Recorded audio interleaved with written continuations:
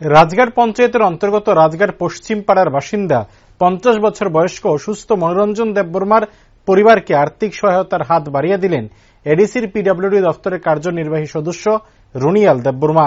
এ বিষয়ে রুনিয়াল দেববর্মা বলেন, রাজগাড় পশ্চিম পাড়ার বাসিন্দা মনোরঞ্জন দেববর্মা শারীরিক অসুস্থতার কারণে দীর্ঘদিন যাবৎ শয্যাশায়ী। এই খবর পেয়ে শনিবার তিপ্রামথা ওয়াইটিএফ উনার বাড়িতে যান, শারীরিক অবস্থার খোঁজ খবর নেন, চিকিৎসার জন্য বাড়িয়ে দেন আর্থিক সহায়তার হাত। পাশাপাশি দলীয়ভাবে এবং ব্যক্তিগতভাবে রুনিয়াল দেববর্মা পরিবারটির পাশে থাকার আশ্বাস দেন। এই আশ্বাস পেয়ে অসুস্থ মনোরঞ্জন দেববর্মার পরিবার স্বস্তির নিঃশ্বাস গ্রহণ করেন।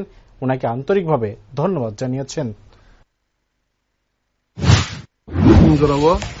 খবর মানে কয়েকদিন সিগাং হসপিটালে এডমিটিং যায় সাখানিয়াঙে দিनै রাজগাড় পশ্চিম পাড়াও দিनै মুখুङाव किसिमिसे चुबासु खायनि बागै जों जत्त आदं फाय बिप्रमथा मिललाय वाइटिएफ मिललाय जों किसिमिसे फायसुवा फायके ते फायनाय सालबो बिनि डकुमेन्ट दंनावै जों सिमिटि डेलिसि हापांनो होदेबो बनो फाइनान्शियली ते बिनि बिथिबारे पाइसानन बागै जों सुबानाय ते तिनिबो जों सुबाय कोंखा बिनि बुमुंखाय মনোরঞ্জন দেববর্মা বয়স 52